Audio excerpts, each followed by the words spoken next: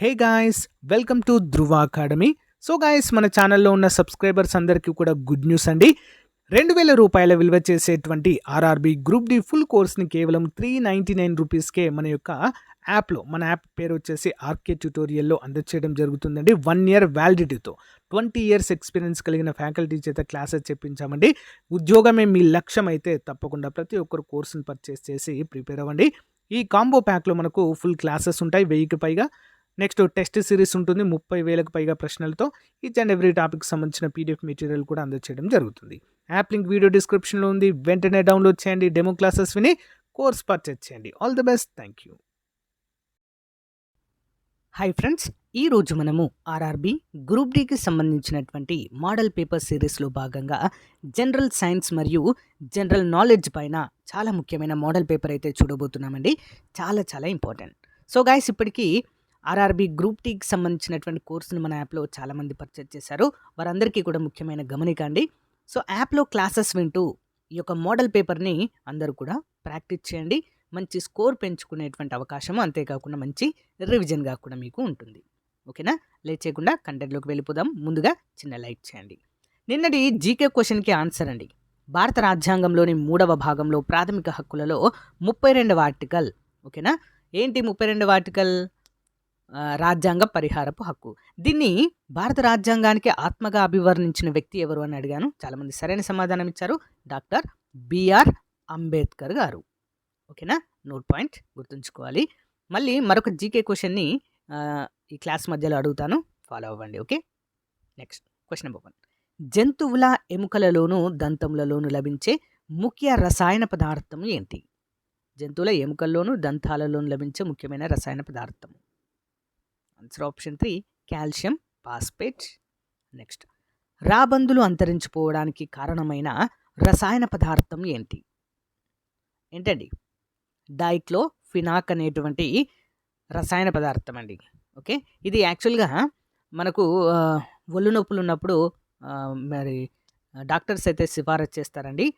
So వీటి వల్ల అయితే రాబందులు అయితే అంతరించిపోవడానికి కారణమైన రసాయనంగా అయితే పేర్కొన్నారు. నెక్స్ట్ వన్, నీరు గాలి ద్వారా జరిగే పరాగ సంపర్కానికి ఉదాహరణలు వరుసగా ఏవి? గాలి మరియు నీటి ద్వారా. ఆన్సర్ ఆప్షన్ 3 అండి, హైడ్రిల్లా మరియు మొక్కజొన్న. హైడ్రిల్లా మరియు మొక్కజొన్న. నెక్స్ట్ వన్, ఆర్ నిరోధం గల తీగలో ఐ అను విద్యుత్ టీ కాలం పాటు ప్రవహిస్తే దానిలో జనించే ఉష్ణం క్యాలరీలలో ఎంత?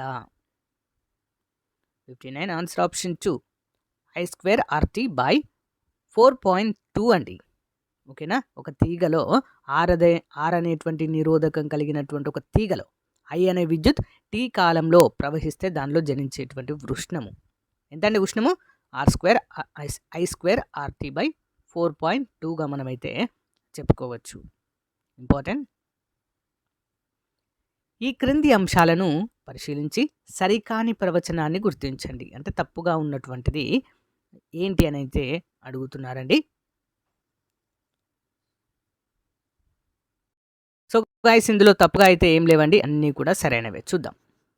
రెటీనాపై ఏర్పడిన ప్రతిబింబం 1/20 సెకండ్ల కాలంలో కనుమరుగవుతుంది. కరెక్ట్. నెక్స్ట్, లెంజ్ నియమం అనేది శక్తి నిత్యత్వ సూత్రం ఆధారంగా పనిచేస్తుంది. కరెక్ట్. డైనమో అనున్నది యాంత్రిక శక్తిని విద్యుత్ శక్తిగా మారుస్తుంది. నెక్స్ట్, అనార్ధ భారమితిలో ఎలాంటి ద్రవము ఉపయోగించరు. సముద్రపు లోతును కొలుచుటకు పాథోమీటర్ని అయితే ఉపయోగిస్తారు. ఏ మీటర్ అండి? పాథోమీటర్. ఇంపార్టెంట్ క్వశ్చన్ అండి. మరి మీ అందరికీ జీకే క్వశ్చన్ అండి, ఎంతమంది సమాధానం చెప్తారో చూద్దాము. ఇటీవల భారతదేశానికి ఉపరాష్ట్రపతిగా ఎన్నికైన వ్యక్తి ఎవరు? జస్ట్ రీసెంట్గా నిన్ననే ప్రమాణ స్వీకారం చేశారు రాష్ట్రపతి గారి చేతుల మీదుగా. ఉపరాష్ట్రపతి పేరేంటి? కామెంట్ చేయండి. మీకు తెలిస్తే ఖచ్చితంగా చేయండి, లేదా ఉపరాష్ట్రపతి అని చెప్పేసి కామెంట్ పెట్టండి, ఆన్సర్ చెప్తా. ఓకే, నెక్స్ట్ వన్, ఉష్ణ ప్రవాహం యొక్క స్వభావంకు సంబంధించి సరి అయిన అంశాన్ని ఎంచుకోండి. ఆన్సర్ ఆప్షన్ 3 ఎక్కువ ఉష్ణోగ్రత నుండి తక్కువ ఉష్ణోగ్రతకు ప్రవహిస్తుంది ఉష్ణ ప్రవాహము. అంతే కదండి, ఎక్కువ ఉష్ణోగ్రత నుంచి తక్కువకు ప్రయాణం చేయడం జరుగుతుంది. నెక్స్ట్ వన్, భూమి యొక్క వయస్సును ఈ క్రింది ఏ పద్ధతిని ఉపయోగించి అంచనా వేస్తారు? భూమి యొక్క వయస్సుని ఏంటండి? ఆప్షన్ 1 యురేనియం సీసం పద్ధతి. నెక్స్ట్ వన్ చూద్దాం. ఈ క్రింది అంశాలను పరిశీలించి సరైన వాటిని ఎంచుకోండి. సో ఇక్కడ అన్నీ కూడా సరైనవి అండి. చూద్దాం. గ్రెయిన్ ఆల్కహాల్ సాధారణ నామము ఇథైల్ ఆల్కహాల్. అగ్గిపుల్ల తలభాగంలో మండే పదార్థం ఫాస్ఫరస్, కరెక్ట్. ఎక్కువ రుణ విద్యుదాత్మకత గల మూలకము ఫ్లోరిన్.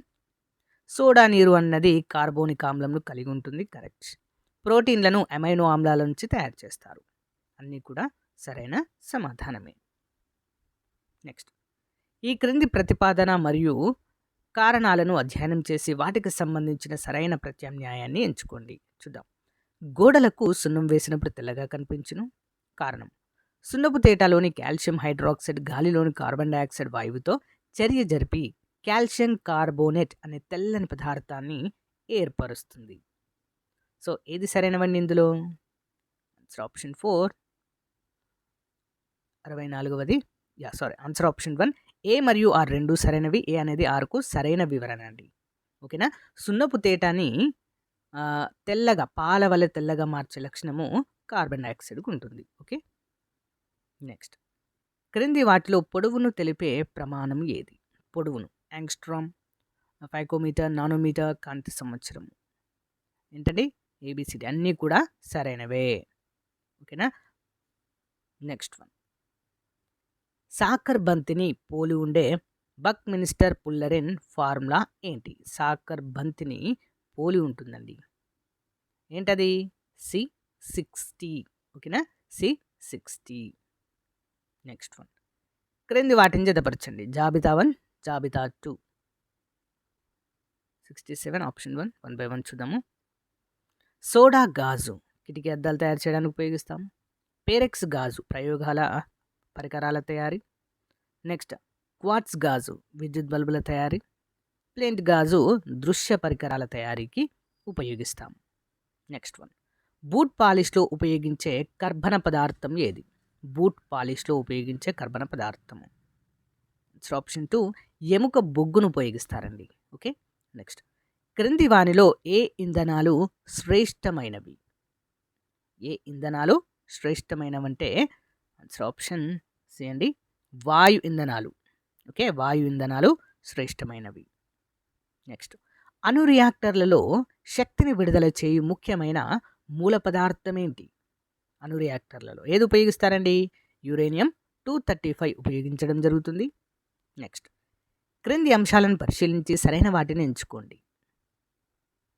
క్రింది వాటిని, సో ఏవి సరైనవండి? క్రింది వాటిలో ఏబిసి 3 సరైనవి. చూద్దాం.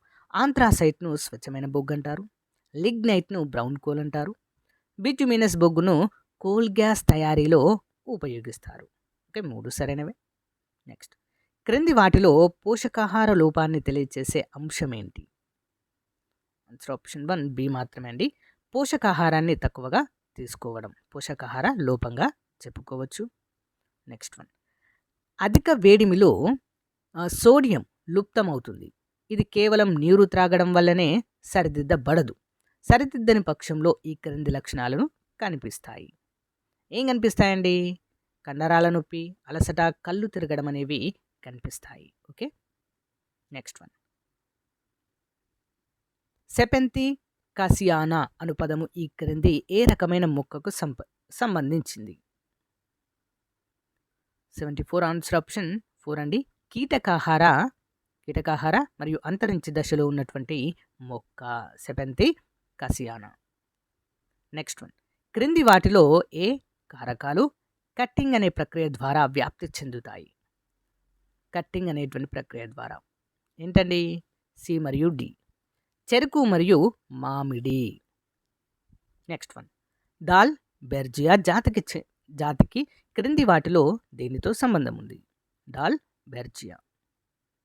ఆన్సర్ ఆప్షన్ 3 అండి, ఎర్ర చందనము. ఓకే, ఎర్ర చందనము. క్రింది వాటిలో ఏది పుస్తాకార ఊపిరితిత్తుల నుంచి శ్వాస తీసుకుంటుంది? ఆప్షన్ పుస్తాకార ఊపిరితిత్తుల నుంచి శ్వాస తీసుకునేది ఏంటండి? సాలీడు. నెక్స్ట్, క్రింది ప్రవచనాలను పరిశీలించి సరైన ప్రవచనాన్ని ఎంచుకోండి. కరెక్ట్గా ఉన్నది ఏంటి అని అడుగుతున్నారండి. ఆన్సర్ ఆప్షన్ 3 మాత్రమే కరెక్ట్ అని చూద్దాం. జీవ భద్రతా ప్రోటోకాల్ జన్యుపరంగా సవరించిన జీవులకు సంబంధించింది అనేది సరైనవి, మిగతావన్నీ తప్పు. Okay, next one. క్రింది వాటిలో వరి పంటకు బయో ఫర్టిలైజర్గా పనికి వచ్చే జీవులను గుర్తించండి. ఆప్షన్ 4 డి మాత్రమే. ఓకే, నీలి ఆకుపచ్చ శైవలాలు. Okay, next one. విత్తనాలు లేని టమోటాలను ఈ క్రింది ఏ ప్రక్రియను ఉపయోగించి సృష్టించవచ్చు? విత్తనాలు లేని టమాటాలు ఏ ప్రక్రియ ద్వారా అండి? ఆప్షన్ 2 పూలపై హార్మోన్లను చల్లడము ద్వారా. Next one. General awareness. 1958 November 3న అంతరిక్షయానం చేసిన జంతువుగా ప్రసిద్ధి చెందిన లైకా అనే కుక్క విగ్రహాన్ని ఇక్కడ ఏర్పాటు చేశారు. లైకా కుక్క విగ్రహం ఎక్కడండి? Moscow, Russia. మాస్కో అంటే రష్యా రాజధాని. వైమానిక దళం యొక్క సంస్థలు అవి నెలకొని ఉన్న ప్రదేశాలతో జతపరచండి. చూద్దాం one by one. Helicopter training centre ఇక్కడ ఉంది, అవడి. నెక్స్ట్ పారా ట్రూపర్స్ ట్రైనింగ్ కాలేజ్ ఎక్కడండి? Tambaram. Next flying instructor school,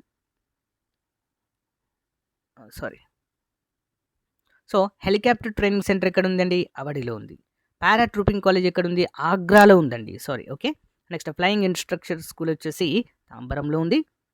next air force school వచ్చేసి బెల్గంలో ఉంది, Belgaum, Karnataka. Okay, next one. క్రింది ప్రవచనాలను పరిశీలించి సరైన వాటిని ఎంచుకోండి. 83 ఆన్సర్ ఆప్షన్ 3 అండి. ఏ మరియు డి మాత్రమే సరైనవి. చూద్దాం. మన దేశంలో మొట్టమొదటి కంప్యూటర్ విశ్వవిద్యాలయాన్ని భువనేశ్వర్లో స్థాపించారు. భువనేశ్వర్ అంటే ఒడిశాలో ఉంది. నెక్స్ట్ సింప్యూటర్ అనే అతి చిన్న కంప్యూటర్ను ఐఐటి కాన్పూర్ వారు రూపొందించారు. రెండు కూడా సరైనవే. ఓకే, నెక్స్ట్ వన్ చూద్దాం. ప్రైవేట్ రాకెట్ తయారీ యూనిట్తో సహా ఇంధనం మరియు అంతరిక్ష రంగాలలో పెట్టుబడుల కోసం ఏ రాష్ట్రం అవగాహన ఒప్పందాలపై సంతకం చేసింది? 84 ఆన్సర్ ఆప్షన్ 2 అండి, తెలంగాణ. నెక్స్ట్ చెక్ ద్వారా పరిచయం చేయబడిన భారతదేశపు మొట్టమొదటి ఏఐ ఆధారిత క్రెడిట్ కార్డ్ నిపుణుడి పేరేమిటి? 85 ఆప్షన్ 1 విసార్. ఓకే, విసార్. భారతదేశపు మొట్టమొదటి మానవంతరిక్ష యాత్ర గగన్యాన్ ఏ సంవత్సరంలో ప్రారంభించబడుతుంది? ఆప్షన్ 3 2006. నెక్స్ట్ రాజ్యసభకు సంబంధించి సరైనది ఏది? రాజ్యసభ. ఆప్షన్ 4 రద్దు చేయడానికి వీలు లేదండి. ఓకే, నెక్స్ట్ గుప్తుల కాలానికి సంబంధించిన బాఘకర అంటే ఏంటి? బాఘకర. ఆప్షన్ 2 భూమి శిస్తు. నెక్స్ట్ భారతదేశానికి సముద్ర మార్గాన్ని కనిపెట్టడంలో మొట్టమొదటగా విజయాన్ని సాధించిన వారు ఎవరు? ఆప్షన్ 3 పోర్చుగీస్ వారు, 1498. Next one. హిందూ మతంలోకి చేరని అనేక అంశాలు గిరిజన మతాల్లో ఉన్నాయి అని ఎవరు వ్యాఖ్యానించారు? Option 2 Risley. దక్షిణ భారతదేశంలో సంస్కరణ ఉద్యమాన్ని ప్రారంభించినది ఎవరు? ఆప్షన్ 1 కందుకూరి వీరేశలింగం పంతులు గారు. రాజ్యాంగంలోని ఏ జాబితాలో జంతు హింస నిషేధం అని ఉంది? జంతు హింస నిషేధం ఎక్కడండి? ఉమ్మడి జాబితాలో. Next one. భారత ప్రణాళిక వ్యవస్థ ఏ రకానికి చెందినదండి?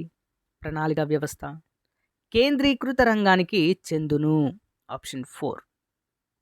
ఓకే, నెక్స్ట్ బందీపూర్ జాతీయ పార్క్ ఎక్కడ ఉంది? బందీపూర్ ఎక్కడ ఉందండి? కర్ణాటకలో ఉంది. ప్రధానమంత్రి సురక్ష బీమా యోజన ప్రధాన ఉద్దేశం ఏంటి? ప్రధానమంత్రి సురక్ష బీమా యోజన ముఖ్య ఉద్దేశం. ఆప్షన్ 3 భారతీయ పౌరులందరికీ ప్రమాద బీమా సౌకర్యాన్ని కల్పించడం. Option 3 is the right answer. Next one. ఆదేశిక సూత్రాలు రాజ్యాంగంలో ఏ భాగంలో ఉన్నాయి? ఎక్కడండి? 4వ భాగంలో ఉన్నాయి. నెక్స్ట్ 73వ రాజ్యాంగ సవరణ చట్టం ఏ సంవత్సరంలో అమల్లోకి వచ్చింది? 73 ఎప్పుడండి? ఆప్షన్ 3 1993. ఓకే, 1993లో అమల్లోకి రావడం అయితే జరిగింది. నెక్స్ట్ భారత రైల్వే ప్రస్తుత కేంద్ర మంత్రి ఎవరు? ఎవరున్నారండి present railway minister? Central railway minister Ashwini Vaishnaw ఉన్నారు. నెక్స్ట్ 2024 కజకిస్తాన్లో జరిగిన ఎలోల్డా కప్లో బంగారు పథకాన్ని ఎవరు గెలిచారు? Option 2 Nikhat Zareen boxing. క్రింది వాటిలో ఏ న్యూస్ పేపర్కు సురవరం ప్రతాపరెడ్డి సంపాదకుడుగా ఉన్నారు? ఆప్షన్ 4 గోల్కొండ పత్రిక. సో గాయ్స్, ఇది ఈ రోజుకి సంబంధించిన most important model paper. So మళ్ళీ రేపటి మోడల్ పేపర్లో మళ్ళీ కలుద్దాం. ఇంకా ఎవరైనా మన యాప్లో కోర్స్ పర్చేజ్ చేయనట్లయితే వెంటనే పర్చేజ్ చేయండి. జస్ట్ 399కే 1 year వ్యాలిడిటీతో ఫుల్ కోర్స్ అందజేస్తున్నాము. ఓకేనా? All the best. Thank you.